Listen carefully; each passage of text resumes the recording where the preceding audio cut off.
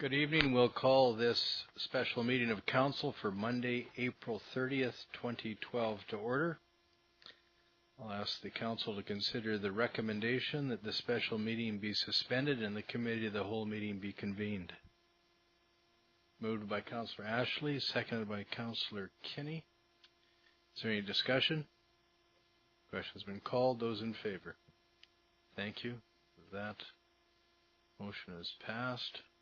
We'll now go to the special committee of the whole meeting of council for April 30th, 2012.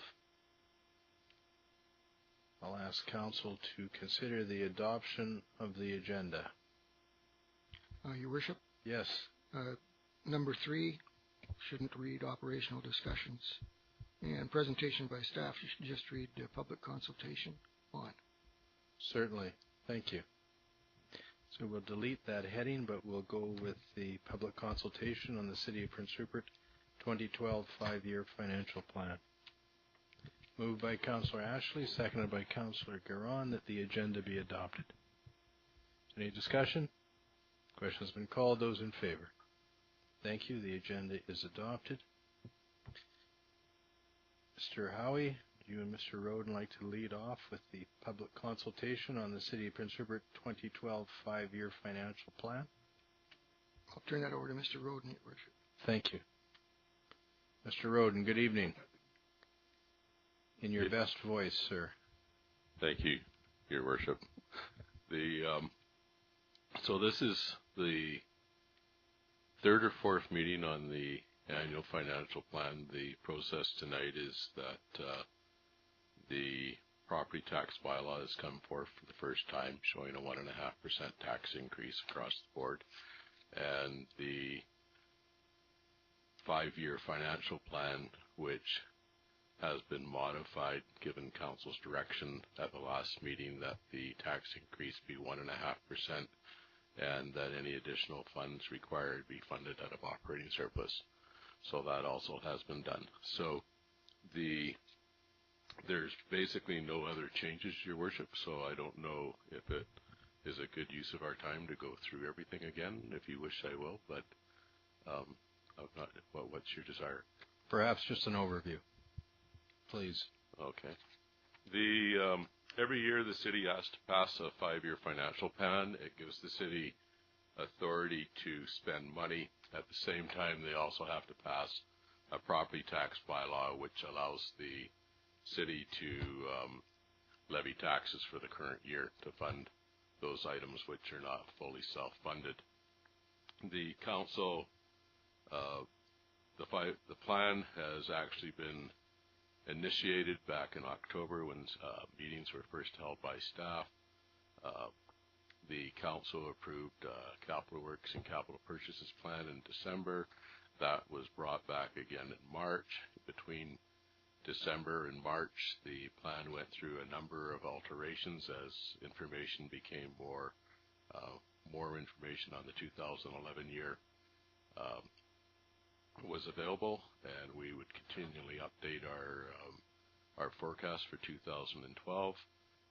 Council received presentations by all the community organizations which requested money, and council basically indicated that there wasn't a lot of money out there, and people would basically, with the exception of the library, either have to do with the same amount that they received last year, and some of them also received cuts on this year, and that had the effect of saving the city basically a couple $100,000, which would have been the additional incremental cost if all requests had been approved.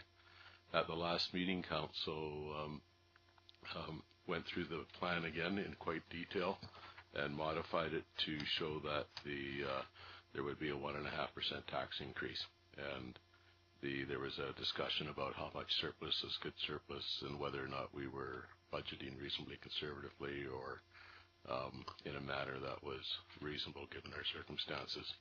Based on that discussion, council approved the plan as it stood, with the idea that we would this year spend a significant portion of the surplus that had been accumulated over the last number of years. The actual plan follows the community charter requirements. We have about 7 or 8 pages of written material. Each page references a section of the community charter, and we identify specifically what the community charter asks for under that section. So you can follow through the community charter and go to, say, section 165, subsection 3, subsection A, and it says the plan must show the proportion and value of total revenue to be raised from each funding source in the year.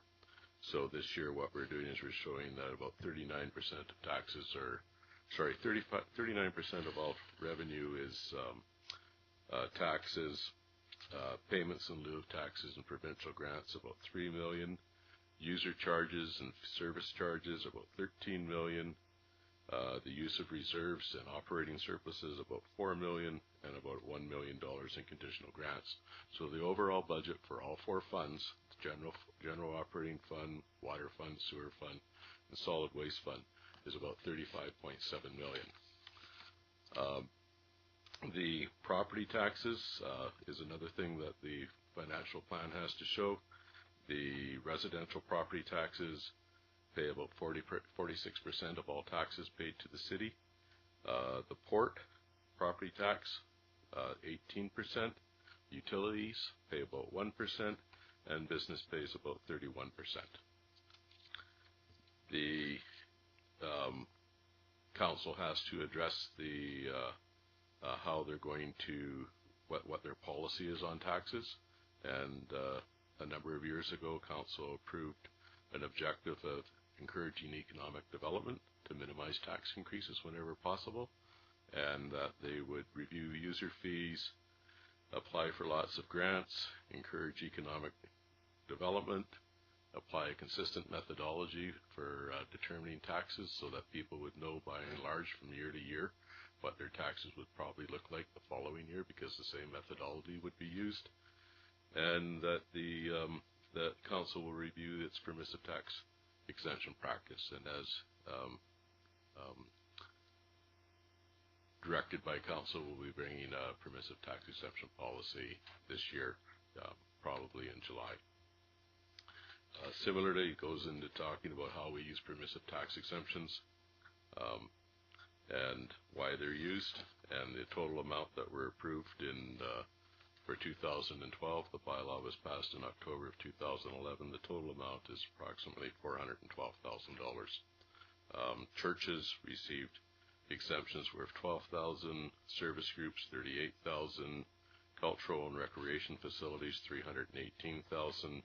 The Lester Center being the largest of that, with a tax exemption of $211,000, and social service groups with tax exemptions totaling about $42,000. Expenditures, balance revenues. The operating fund will be about $28 million. The sewer fund 2.4, solid waste 2.4, and water utility about 2.4, for again a total of $35.7 million.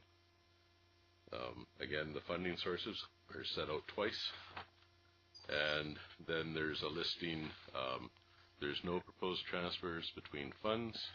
We're paying about $994,000 for principal and municipal debt. This is an improvement over last year because we paid off one debenture last year. The amounts for capital purchases is $1.2 million, and the list is there, and we've all seen the list before. Capital works, we're budgeting $6.9 million, and again, there's no changes on that list from what council has approved before. The transfers of reserves, we're going to use about $1.79 million in reserves. Capital works and capital purchases in the operating fund will be about $1.7 million. The balance will be setting up $100,000 for the fair reserve for the quadrennial refit. Accumulated surplus, we're going to use about $2.6 million out of the operating fund, and we're budgeting about $120,000 out of the utility fund. The final 2 pages of the annual report, of the plan, basically goes into all the detail year by year.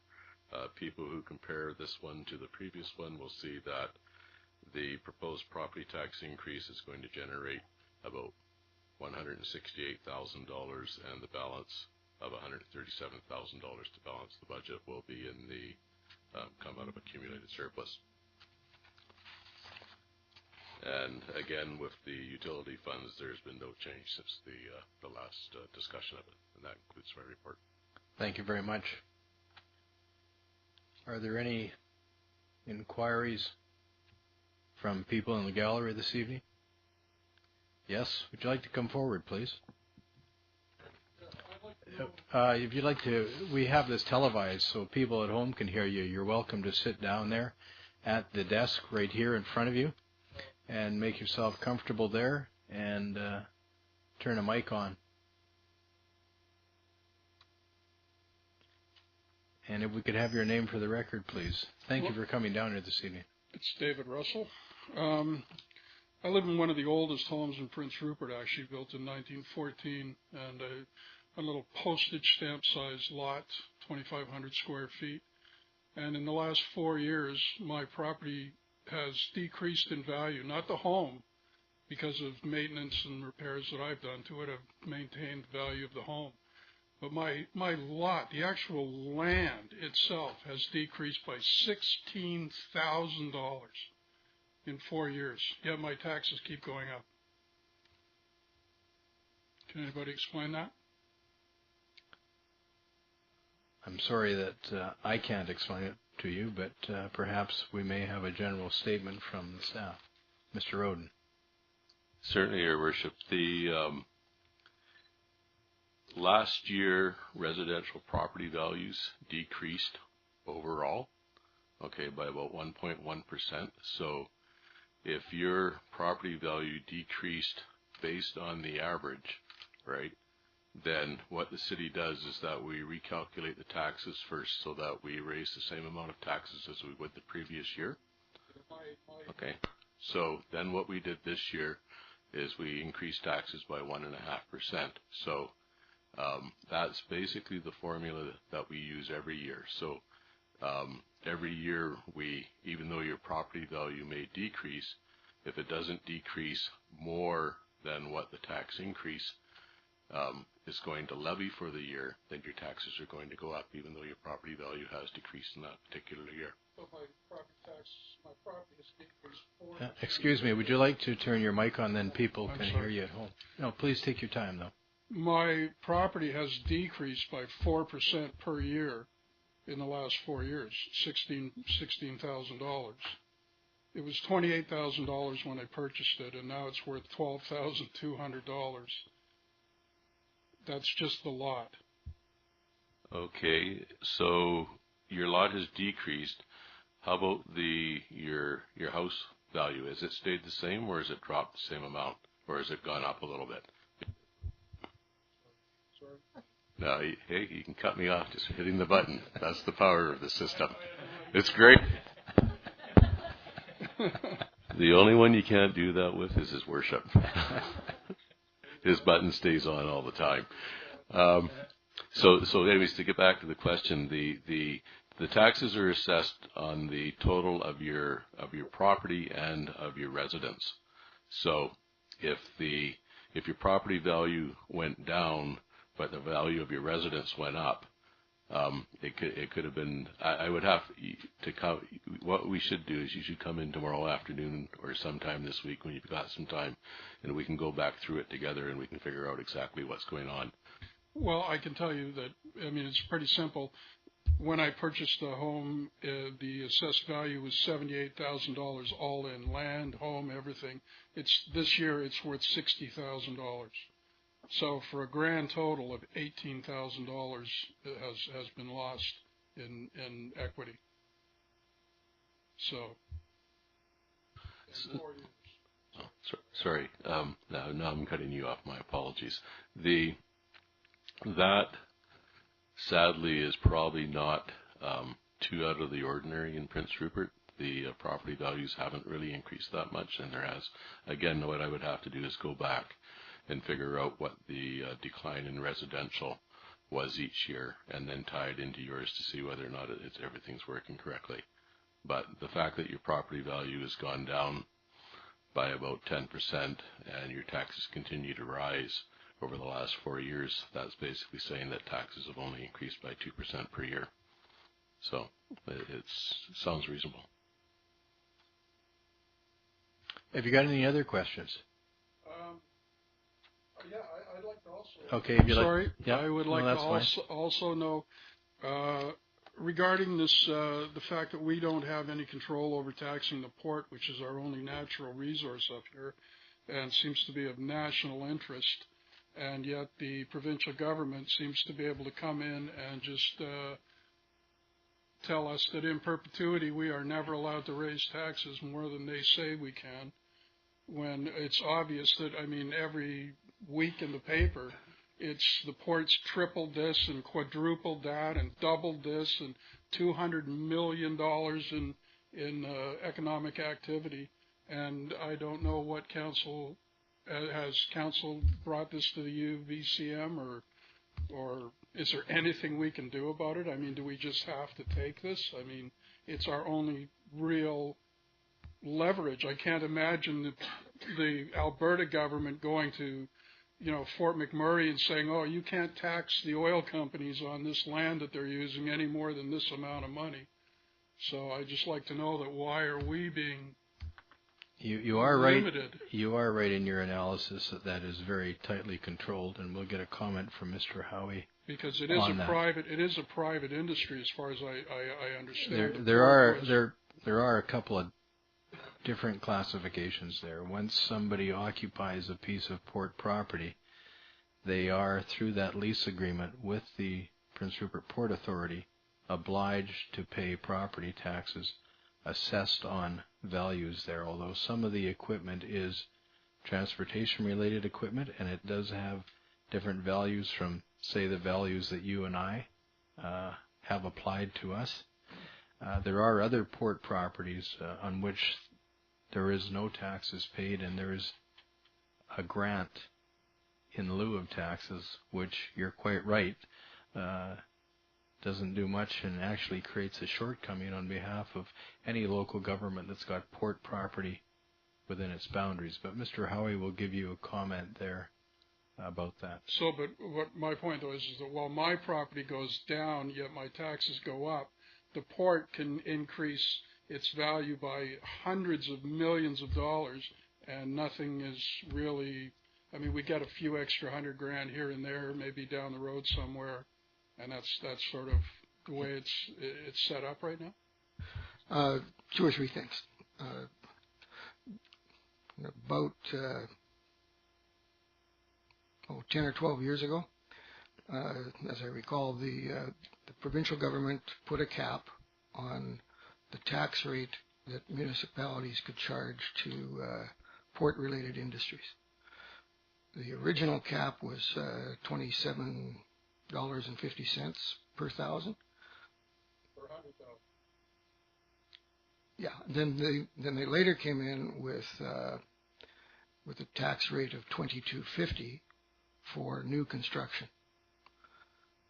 The province does, though, calculate what we would have received if we had a higher tax rate, and they do send the city a check every year to top up what it is the ports are paying. Another, as the mayor mentioned, another complicating factor is that many years ago, back in the 80s, the provincial government changed the assessment rules for heavy industry and things like port properties, and exempted machinery and equipment. So although somebody may spend $200 million on developing a port facility, most of it is for bulk storage. Take for example, the coal port. Everything is stored outside. There's a small administration office and a maintenance shed, and the rest of it is machinery and equipment, for which we receive no assessed value and no tax revenue. So there's a big difference there. Municipalities, when the province first was considering introducing the port cap, it was mostly the Lower Mainland Burrard Inlet municipalities that tried to avert that, and the result was that the province enacted the legislation, but promised to top up to each local government, and they just recently made the cap permanent, but also gave assurances that they would continue the top up to local government. So those are the facts. Well, that's, I understand that, and I wasn't speaking about machinery and tax exemptions and that. Like, the port has apparently just been, last week's newspaper was the fact that it's generating $200 million in economic activity. So that isn't necessarily, bringing in new infrastructure for their own facilities. It stated quite clearly that it was, even the port director was quite surprised by that. The other thing is that an area like Delta and the southern Vancouver region have all kinds of other things that they can use to bring in money. They have even though they're agricultural, they have huge developments just about to take place on the Delta port lands. There's all kinds of infrastructure that they take and they can use. A small town like us, we have nothing. You guys know it as well as I do. Just take a look at 3rd Avenue. We have nothing except that port. Our biggest natural resource is our geographical location. We are 3 days closer to Asia than any place else on this continent. So I just don't understand why we can't do more, why we can't work with, Gary Coons, maybe get him in here or get something done. We're sure to have a new provincial government soon, and it just seems to me that it's ridiculous that we can't, as a town that's struggling with every breath we take and being, I feel like I am taxed to the hilt. And I'm sure that all my neighbors feel the same way. In fact, I'm very surprised to see such a sparse, meeting here today. But everyone I talk to says the same thing, that they cannot believe how overtaxed we are up here. And yet we have this fantastic natural resource through no work of our own. It just happens to be there, but yet we seem to be limited on how much we can use it for our own benefits, for the benefits for everyone. I understand. Mr. Howie? I don't disagree with you at all, and I'm going to have to turn it back to the mayor. So is there any plan at all to see if we can't work with the provincial government to increase? I'm sorry about that. No, that's fine. Is there any plan involved at all to see if we can't increase like this? And this all goes back to also the fact that we need a new RCMP station, fire hall, emergency response center. Like, if we could tax the port at a more reasonable rate now that it's becoming, and Ridley Island as well, now that it's becoming more, it's becoming more. It's the fastest growing port in as far as I know, all of North America.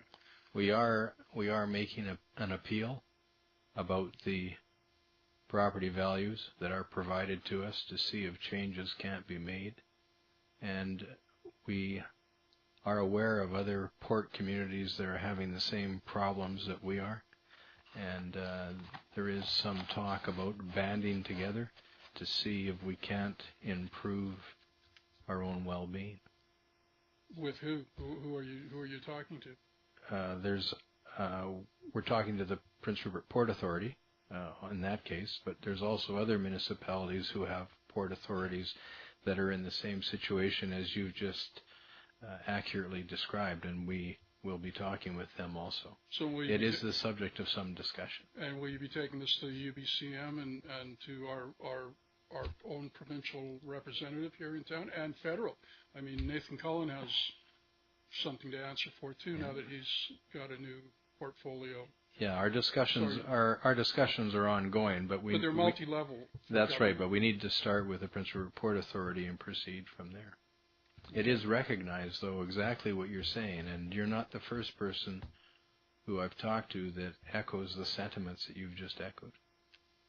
Okay, well, thank you. But I want to thank you for your interest, because you're spot on in your analysis. And we struggle with this, and this whole council struggles with regard to the amount of money we can generate within the community. When you are correct, the spotlight is on this port. Well, something has to be done because, I mean, I can't pay anymore. Yeah. You know, so, and so is it, I should come in next week and bring my tax assessments with me? Certainly. Yes, that's the Chief Financial Officer. Okay, thank you for coming down here. Okay. You're welcome. Yes, Councillor Thorkelson. I think that's something that this council has talked about many times is first the inability to the amount that we get as a top up from the provincial government is not what we have believed that property is worth.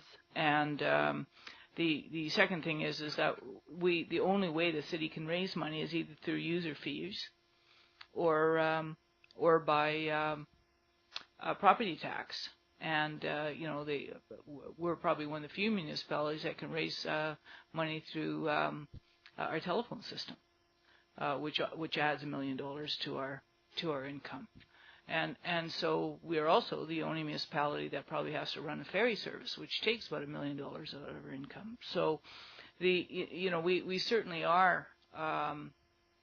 It certainly is in our interest to try to speak to this task force that's supposed to be going around the province, talking about municipal taxes and municipal structures, and talk to them about how are we ever going to, if we only can rely on property tax and we're not relying on, and there's no other way to generate money for municipalities, then our infrastructure is going to be strapped the same way as every municipality is across Canada. There is no municipality across Canada, maybe other than the oil patch, although I think they have huge problems as well with their infrastructure just from growing too fast and the demands on their infrastructure. But I think that that is something that the public should recognize is the unfair taxation system. We've had nothing but provincial and federal things downloaded on us and no way to raise money other than through property taxes. It's really a shame. Thank you. Councillor Ashley. Just a question through you to staff. I know we've had discussions about this before, not just with the port property taxes, but also with industrial taxation in general, as we've talked about the budget and the caps that are put on them. And I'm just looking for, like, my memory is kind of failing me here. I know we've had discussions, but I can't remember if we've put forward any, not resolutions to UBCM, but resolutions regarding letters to be sent to either Mr. Coons or Mr. Cullen. I just can't remember if we had taken that step or if that we were just in the process of discussion. Just discussion, Your Worship. I was there in 1996 when the province imposed the cap.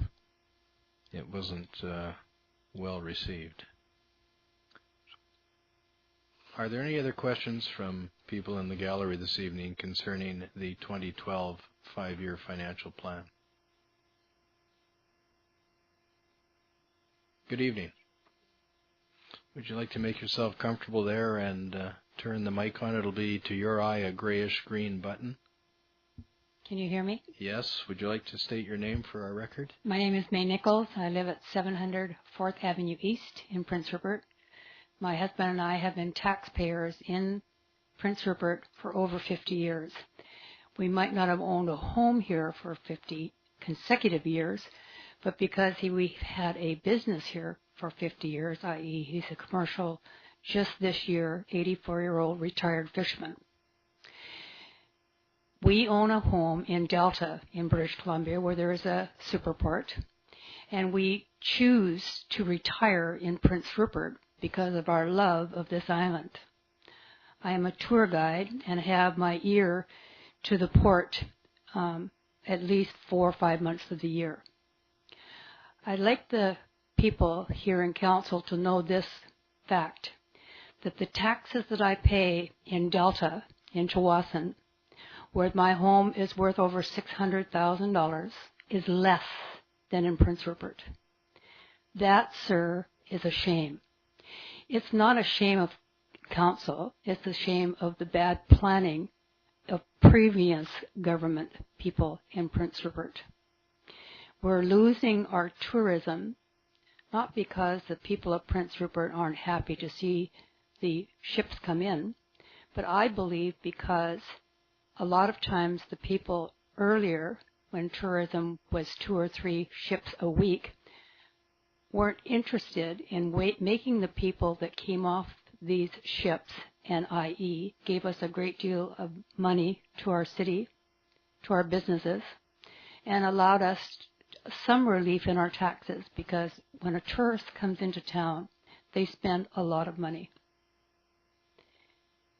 I believe that the Delta port could show you in Delta, in Tsawwassen, a little bit of their planning, how they tax the people of Delta compared to Prince Rupert. There's nowhere in the world that I believe that taxes are not going up. And the reason for that is we have a bad economy, not just in Prince Rupert, not just in British Columbia. Alberta might have a little better economy than us, but I have friends in Alberta who can't afford to live there. They have a job, but they can't afford to live there. Here, on the other hand, we don't have any jobs, but we can afford to live here. If the taxes keep going up, Your Honor, what's going to happen is people like myself and my husband, who had and owned a business here in Prince Rupert, will have to leave. And what I'm saying to you, sir, is please, if you can, try to compensate the people that want to live here, choose to live here, by encouraging more businesses to come here. And the only way we can do that, sir, I think, is to publicly Facebook, go through Tourism BC, and not demand, but ask Tourism British Columbia to make our little island here more available to their, for us not to have to pay for a great deal of publicity. Thank you very much for allowing me to make these statements, and I hope that some of them might register and help us. Certainly. You're aware of the cruise ship task force initiative that's been started? Your Honor, I've been a tour guide in Prince Rupert for 8 years, and I know the demise of the tourism industry from the inside out. You cannot expect businesses in Prince Rupert 2 weeks or 3 weeks before a boat comes in to be ready. The planning people in the tourism in Prince Rupert, even though they probably have tried their best, needed something like, if you ever watch BC TV, Mike McConnell, I think his name is, he has a mic in his hand, and he actually goes up to people, he puts the mic in front of their face and says to them, why did you come to Prince Rupert? Would you come back? These are the people we should be going after. Right. That initiative was started last summer. Believe it might have been too late, sir. Thank you. The cruise ship people make their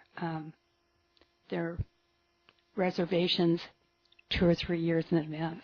A year in advance, anyway. Yes. Councillor Ashley. Thank you for coming forward and letting us know your concerns. I'm sure you're not the only one that is feeling like the tax burden, but it certainly is helpful to us to hear how it affects people. I just had a couple of questions just for clarification. You said that the taxes that you paid on your house in Delta, and your house was worth $600,000. And so your house in Prince Rupert, I'm just wondering, like, I'm trying to make how much would it be worth? Like, I'm just trying to figure out if, like, apples to oranges. Less than what we paid for it. Could you give me a ballpark figure? If you don't want to, that's fine as well. The only reason I'm asking is I'm trying to figure out, I know that I have done some research in the past in terms of, like, because we hear this all the time that we're the highest taxed, and so I have done some research in terms of looking at that. I know we're in the top third, but we actually aren't the highest, which surprised me actually because of what I had heard, but I certainly hear what you're saying. So that's okay. I mean, I can get what you're saying. The other question that I have is Delta. I know that they have port property. Do they have a lot of industrial base as well? They have a lot of industrial base in Delta, because the people of Delta, even though they're the locals that have homes in Delta, are against development. The First Nations Tsawwassen band owns most of that land and leases it. And I'm not sure about the rent money they get, but I'm sure it's considerably more than people here in Prince Rupert.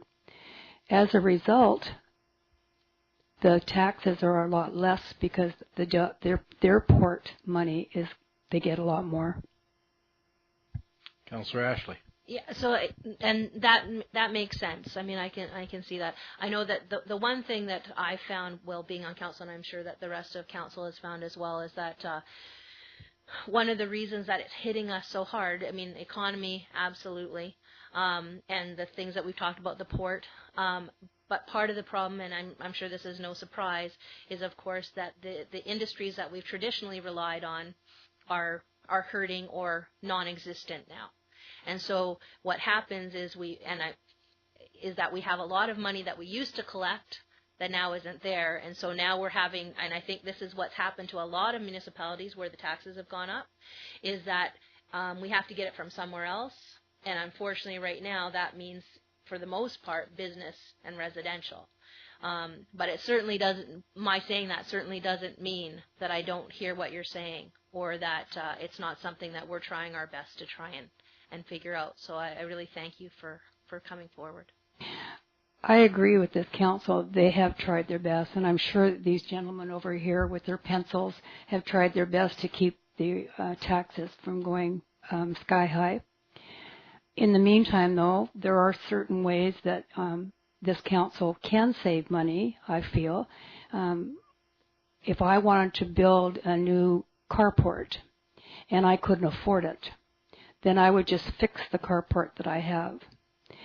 If we need to spend money for the RCMP and the fires hall, why is it that we can't just fix it and repair it until we come to a situation when we can afford to put in a new, i.e., if I was doing a carport, if you're doing a new fire hall? There are many municipalities and cities smaller than us that do with a lot less. When we were a population of 24 and 25,000 people in the summer, and I was here in those years, we had a huge amount of fishermen, loggers, construction workers. There was a pulp mill here. You all know the monies and revenues that we used to have. They will never come back. They're gone. So we have to make adjustments.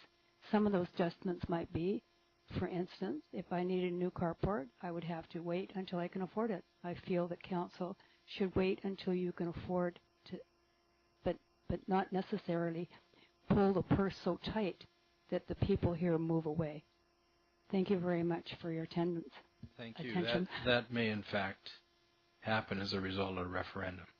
We may not have to proceed. We may have to stay with what we have and make some improvements as best we can. Mm-hmm. Thank you for your comments, though. Is there anyone else who wishes to come forward this evening?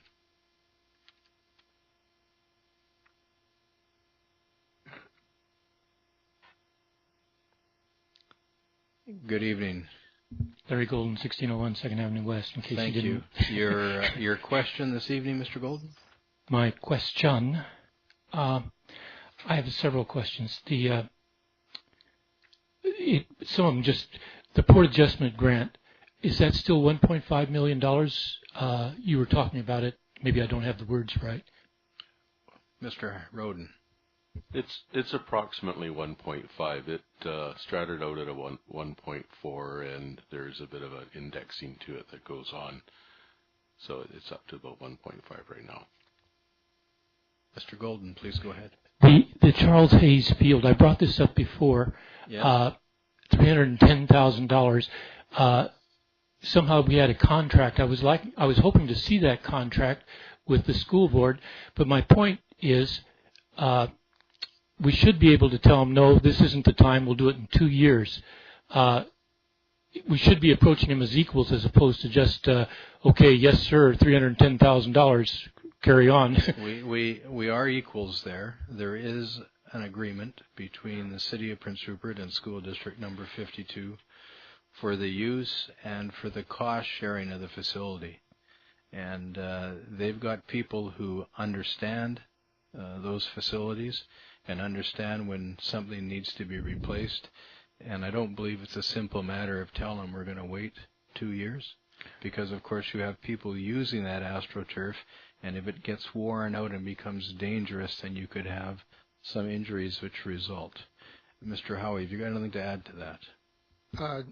Maybe Mr. Roden wants to elaborate, but that particular project doesn't impact on the tax rate this year. The funds for that came out of surplus.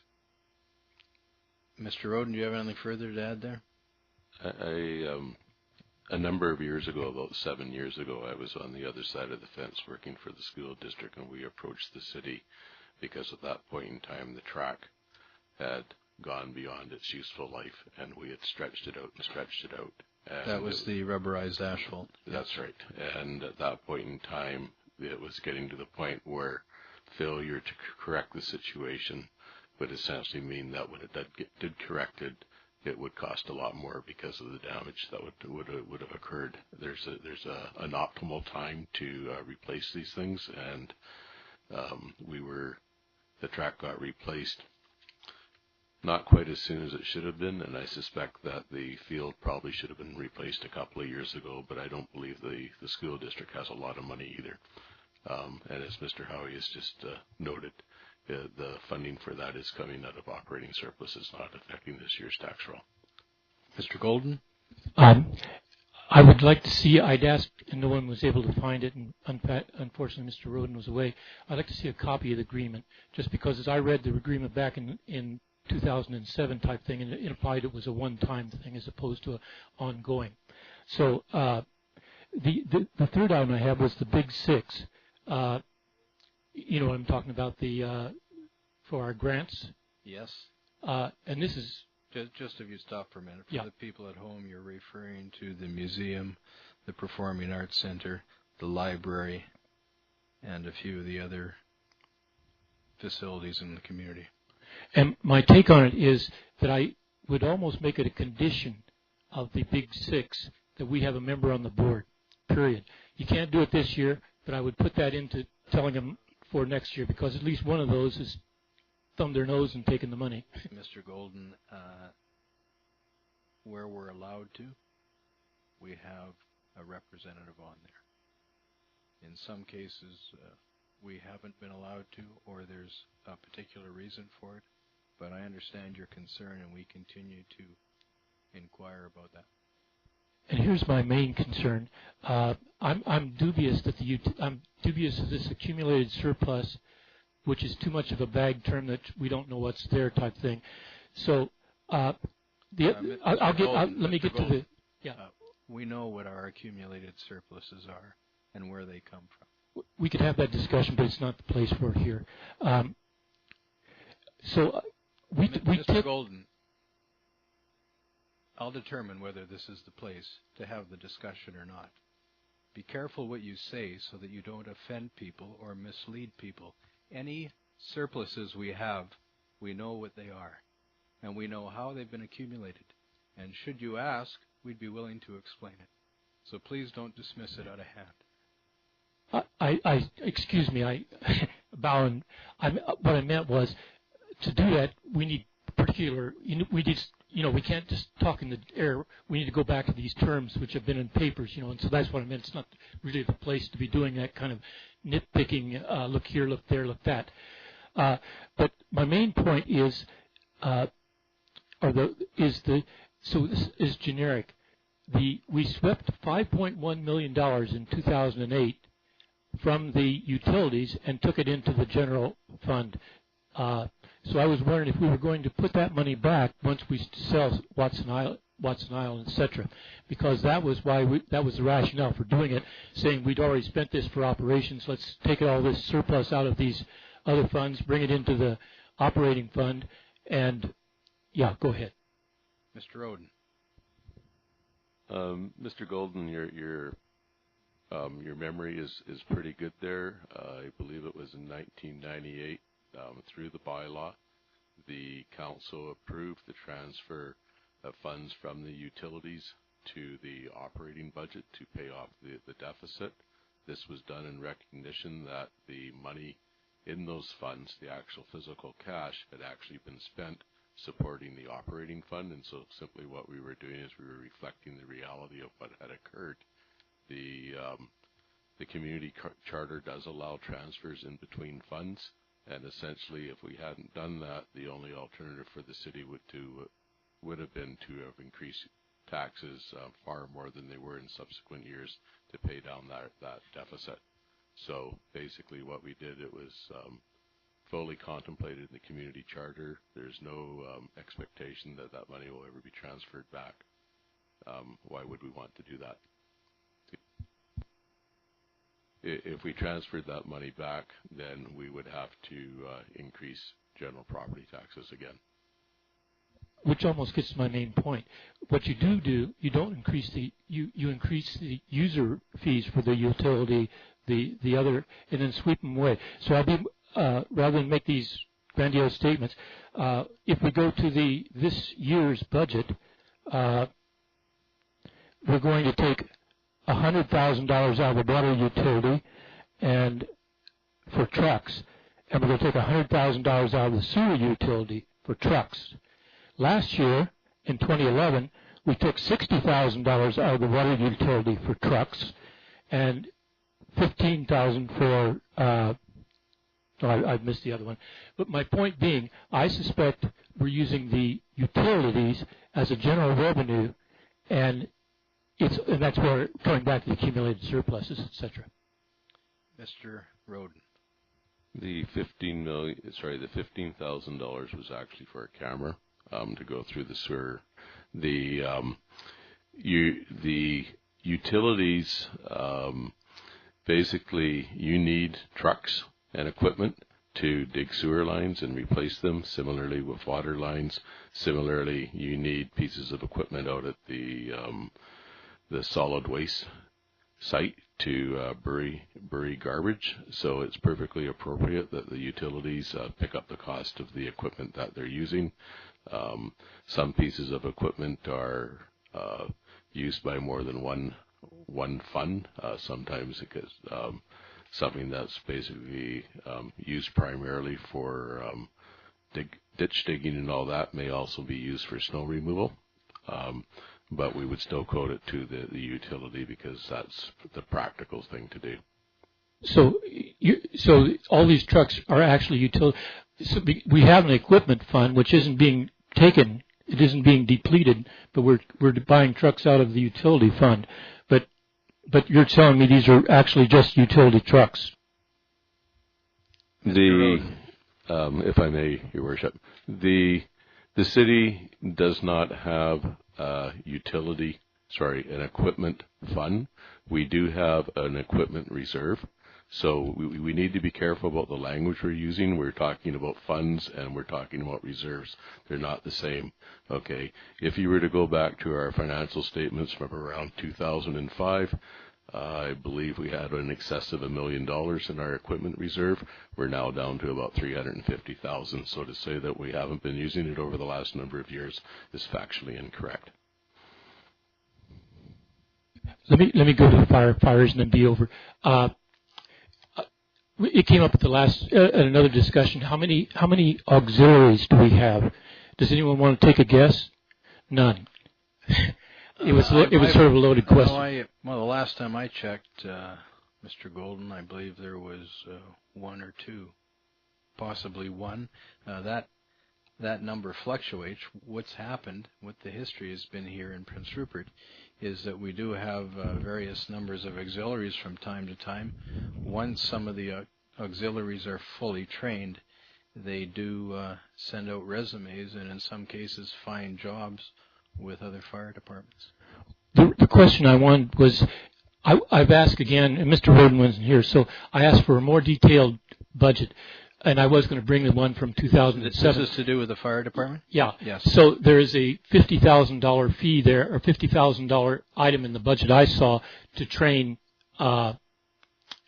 auxiliaries. So I went and talked to the fire chief a week ago. We have no auxiliaries. We have 2 paid people. That I can't remember. It has a technical term. So when they're paid, they're paid, if they're called, they're paid. So my main point is we were paying some of the firefighters 400 hours overtime. And I suspect that's only one. So I suspect we've got, by council saying we just do the big picture, we don't worry about getting down to the little picture, that I suspect is the wrong direction. So if you'd give us more detailed breakdown of, instead of just fire department 500 million or 5 million, if we broke it down into 4 or 5 or 6 different categories, it would be more productive. So you wouldn't have to be raising yes, you're keeping the tax rate low, but you're pushing up the other rate at 5% per year. So the guy living on a one-room slum is paying the same user fees that the guy living on Graham Avenue in a mansion is. Okay, thank you.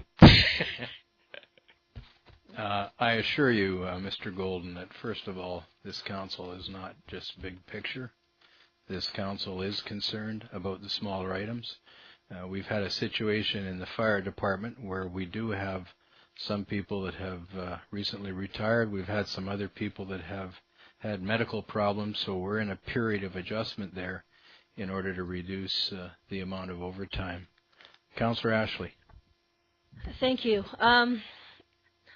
I was listening to what you said, Mr. Golden, and you have had this conversation with me, and I'm sure other councillors as well.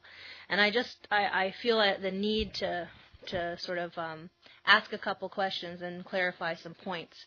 So my first question is actually through you to staff. Certainly. Would it not be either against the community charter or local government act, or in a sense illegal, for us to take money out of those operating funds and use them for general revenue? Would that not be the case? There's different classifications there, as Mr. Roden alluded to, whether it's a fund or whether it's a reserve, and there are operating funds. Mr. Roden? The community charter contemplates the ability for municipalities to transfer funds from one source to another, so it would not be illegal. Could I? Go ahead, please, Councillor Ashley. So, I guess what I'm trying to get at is I believe that staff is doing the right thing. I'm just trying to try and explain it and also make it clear for people to see, because I believe I want to go back to what Mr. Golden said about the fact that we raise our rates for utilities, and the belief that somehow that is then going into our operating fund and being used for other things. And I know that we've had this discussion before, and I just want people to realize that the reason that the rates go up for utilities is because that money is being put into those different funds so we can actually pay for some of the infrastructure deficit that we have. And if you didn't have money in those funds in order to apply for grants or to do different things, then we wouldn't be able to actually start to address those infrastructure needs. And I believe that the reason it's being targeted to those particular operating funds is so that we actually have the money in those areas to do the infrastructure work in water and sewer and roads, which is what our basic fundamental principle as a city council is, to fix that. So I just wanted to clarify that. And I absolutely, I guess I'm a little bit, what's the right word? I'm a little bit annoyed at the insinuation that we would allow something that wasn't appropriate to be going on, and that's what's being insinuated. Thank you. Could I come back? We've had this discussion. What's your question? Let's keep it to questions. No, please. it's what she was saying. So if we made it the equivalent of a reserve, so if we gave these, when we had this discussion before, so it's called if we gave them bylaw status, and they say they're not bylaws, so we can just take them in without going through the paperwork of doing it. So it would be easy. Just give these bylaw status. I think they actually have bylaw status, but it goes back 30 or 40 years, and so you can't find it anymore. So if we made these Mr. Golden, you are incorrect. All our bylaws, since the city adopted its first bylaw in 1910, is in safekeeping in a vault here. So saying that something was in a bylaw and protected by a bylaw 30 or 40 years ago and nobody can find it is incorrect. It's not incorrect. I was in here for an hour and a half for those people trying to find it. Well, if so they you'd weren't leave able. It, They weren't Mr. able. Golden, to if you'd leave it for staff, and you know specifically what you're looking for, perhaps we could find it. But let me correct you on one other thing. Go ahead. There is a difference between taxation based on the value of properties and user fees. And whether somebody lives, to use your term, in a one-room slum or lives up in a house in Graham Avenue, user fees for one classification are all the same. In other words, we all pay the same amount into a sewer utility, or we all pay the same amount into a water utility if we're within the same classification. And the same goes for garbage, by the way. So that's the difference between charging based on a property value, which varies with the value of property, and a user fee. Everybody within a particular classification pays the same amount of user fee. Just so you're correct. I was saying that all the time, but you're making sure everyone else knows that was the point of what I was saying, sir. You're very hard to follow sometimes, and it would be easier on everybody if you just asked specific questions, and we could give you specific answers. So the specific question would be to give bylaw status to these funds, where they would have to be marked, so that if it had bylaw status, it would be the equivalent of the truck reserve or something. Let me answer that. We're governed here under provincial government legislation to local governments, whether they're villages, cities, towns, district municipalities, or regional districts. There's legislation for each. And there are some financial requirements. And what you ask for may in fact not be possible or may not be necessary. Have you got any other questions? I would think it was both possible and necessary, but thank you.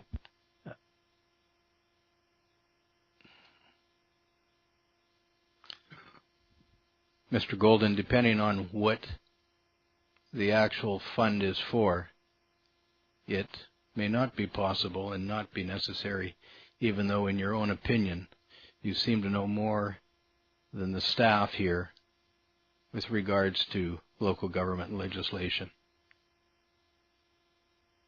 You are incorrect. Yes, Mr. Howie. Your Worship, we do have one email question. Yes? Thank you, Your Worship. It's from Iqbal Manhas of Kootenay Avenue. It came in just when the last meeting was ending, and so we decided to hold it off until tonight. Certainly. Hopefully he's listening. I hope that Anyways, he was wondering whether or not the budget had taken into any cost savings that would result from people retiring. And the answer is no. We've assumed that if people retire in the normal course of staff turnover, that those positions will automatically be refilled, or new people will be hired. Unlike the school district system, whereby people's wage increases depending on the number of years that they've been in the working as a teacher. So, example, a 10-year teacher gets paid more than a first-year teacher, and there can sometimes be considerable cost savings when teachers who have been in the business for quite a while retire, because then you hire someone who's brand new out of school. We don't see that in our system, because everyone gets paid the same rate, regardless of how many years that they have accumulated with the city. So no, there's no provision, no attempt to estimate any savings from that. But thank you for the question, sir. Thank you, Mr. Oden. If there's nothing further, I'll ask Council to adjourn this Committee of the Whole and reconvene to a regular Council meeting. Moved by Councillor Ashley, seconded by Councillor Kinney. Is there any discussion? Question's been called. Those in favor? Thank you. We'll now go back to the agenda for the special meeting of Council.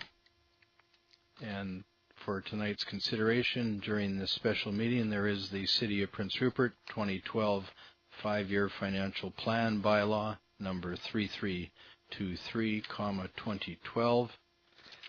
And council is asked by recommendation to give third reading to the 2012 annual 5-year financial plan. Your Worship, I'm charged with taking the minutes tonight, and I don't recall a motion to adopt the council agenda, just the committee. Pardon me, thank you. We'll go back to the second item on the agenda prior to the bylaws, and we'll ask for council to adopt this agenda. Mr. Howe, you don't have anything additional to this, do you? No, Your Worship. Thank you. Moved by Councillor Kenny, seconded by Councillor Ashley, that the special meeting of council agenda for Monday, April 30th, 2012 be adopted. Is there any discussion? Questions have been called. Those in favor? Thank you. Now I'll ask again for council's consideration of third reading of the 2012 annual 5-year financial plan bylaw number 3323, 2012. Your Worship, it's actually readings 1, 2, and 3. Sorry about that. This agenda asks for 3 readings. Right, sorry. I misread it. Councillor Ashley. I will move the recommendation that council give 3 readings of the 2012 annual 5-year financial plan bylaw 3323, 2012. Thank you. Is there a seconder? Seconded by Councillor Kenny. Is there any discussion? Question's been called. Those in... Yes, please go ahead. Just in regard to Schedule A. Yes. The Racket Court building. The Racket Center, yes. Yeah. I thought when we discussed this last meeting that Councillor Thorkelson made a request that we reduce it to $6,000 instead of $25,000. Was that Councillor Thorkelson? There was some discussion. Yeah. But there was discussion, Your Worship, but there was no motion. Okay. Are there any other questions? Yes, Councillor And just one more question on Schedule A of the General Operating Fund departmental budgets, the General Operating Fund 2012 to 2016. Yes. For the property tax increases from 2013 to 2016, what is the percentage rate that you're using there, Mr. Roden? The quick and easy way of working it out is to say that each 100,000 is about 0.9 of a property tax increase. So 726,000 would be about a 6.5% tax increase. We're hoping that by the time 2013 comes along that we will have more accessible property out there. And also staff will be coming back to council later this year with recommended fee increases to various services that we provide to also help offset possible tax increases in future years. Thank you. Are there any other questions? Please go ahead. Comments? Yeah, I wanted to just reiterate very briefly what we talked about last time. I think we had a really good discussion about the different things in the 5-year financial plan, and I think that especially considering people that have come forward and concerned about taxes, I think that having the 1.5% tax increase allows us to continue doing things to support our infrastructure, but also tries to lessen that burden on people in our community. That's true. This budget is set up in such a way that the level of service will not be compromised. Is there any other discussion, any other comments? Question's been called. Those in favor? Thank you. That is Councillor Rice. Hello. Yes, please go ahead. Have you got any comments? I don't have any comments, and I basically made the assumption that unless I was opposed my silent response would be a vote in favor. Thank you. Next for Council's consideration is the City of Prince Rupert 2012 Property Tax Bylaw, number 3324, 2012, and the recommendation that Council give 3 readings to the City of Prince Rupert 2012 Property Tax Bylaw. I'll ask Council's consideration. Councillor Ashley.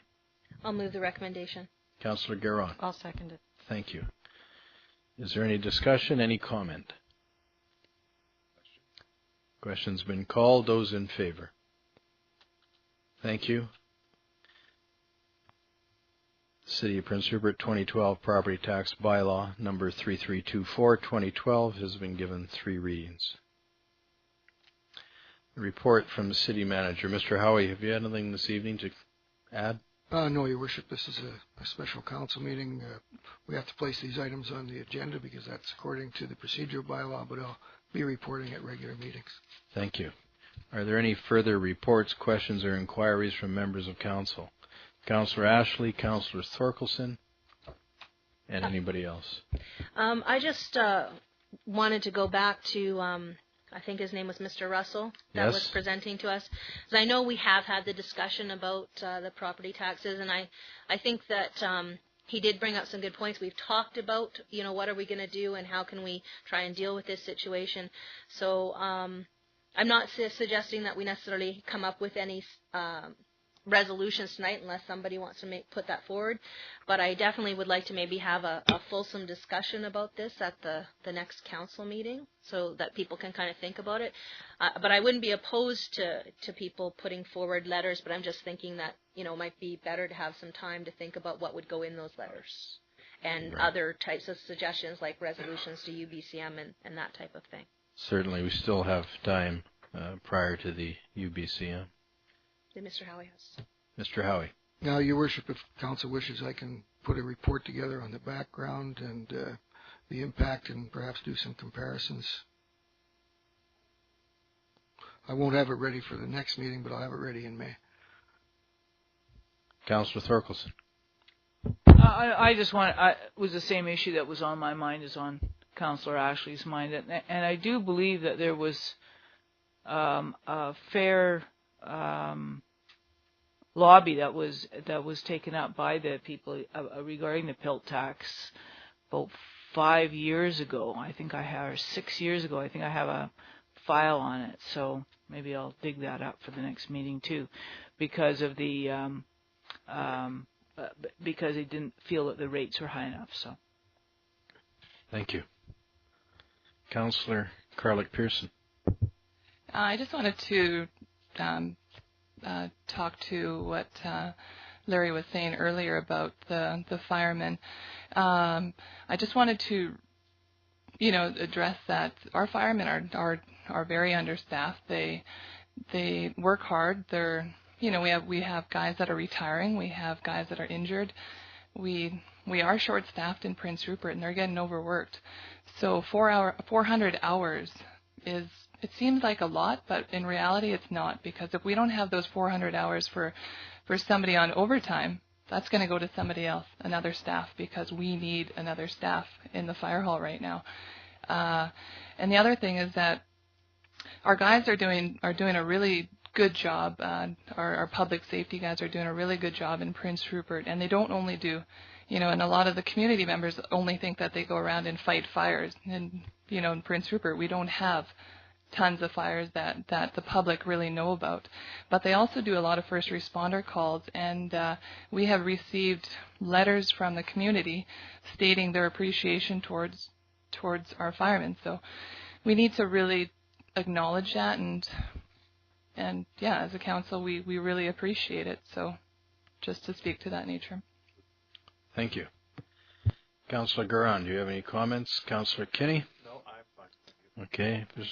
Yes, certainly. Please go ahead, Councillor Thorkelson. It's just a reminder that when the next public meeting is going to be on the public safety building and what the topic would be. Mr. Roden? The topic is going to be the role of the provincial government in all of this. When the RCMP send us letters saying that they're going to that our building is inadequate to their purposes, and after the receipt of 3 letters, then they can demand they can actually start building their own building or something like that. I have been in contact with the provincial government people, and that's going to be the primary topic. The date of the topic is, and can anybody help me? Does anybody else remember? I think it's May the 7th. Yeah, okay, May 7th. So we're having 2 things going on that night. All right. Thank you. Thank you. Councillor Rice, have you got any comments? I guess I wanted to reiterate the conversation around the port taxes. I know that's not exactly the right terminology because they don't pay direct taxes, but I think you get the gist of it. I'm interested in not necessarily sitting idly by and just accepting this. So unfortunately, I didn't quite catch who the gentleman was that was speaking, but I felt like he did a very good job of articulating a challenging situation that we are in. And second of all, I wanted to let people know that I'm phoning in tonight because I'm in Vancouver. I've spent the day on behalf of City Council sitting on the Ferry Advisory Committee, which is a volunteer board, or not even a board, wrong word, but a group of people from the Central and North Coast, various citizens and other stakeholders, as well as senior BC Ferry staff, where we get together and we spent half a day today discussing issues and concerns of the communities and challenges and ideas looking forward to the future. So it was an interesting day for me, and perhaps at a next meeting I could actually just give a little overview of some of the things that were discussed today, but also just to put it out there that as the city's representative, that if members of the community have issues or ideas or concerns around BC Ferries, that I would welcome them to actually get in contact with me, and I can bring those issues, concerns, questions forward in upcoming Ferry Advisory Committee meetings. Thank you. Certainly, thank you very much. Anybody who's got any queries about the ferry service, you are on an advisory board made up of stakeholders there, and people are welcome to submit items of concern to the city. In case there's any background information required, we could do that here before you take them through the advisory process. If there's nothing further, I'll ask for a motion to adjourn. Moved by Councillor Ashley, seconded by Councillor Garron. Is there any discussion? Question's been called. Those in favor? Thank you. This special council meeting stands adjourned.